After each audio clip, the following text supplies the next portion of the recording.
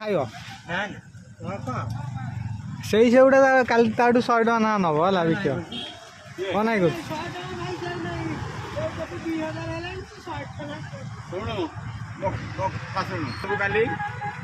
ସେ କହୁଛି 2 ଦିନ ହେଲା ଆସିବନି କମ୍ପାନୀ 2 ଦିନ ଛୁଟି କ'ଣ ପାଇଁ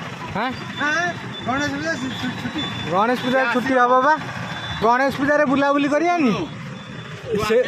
ସେଇଗୁଡ଼ା 100 ନାଇଁ ନାଇଁ ସେଇଟା 80 ଟଙ୍କା ନା ହବ ନବ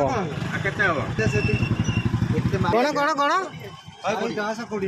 110-20ରେ ମୋ ବାପାର ଖାଲ ଜମି ନାହିଁ ଆମର ସବୁ ବାଲି ସେଇଟା କେତେରେ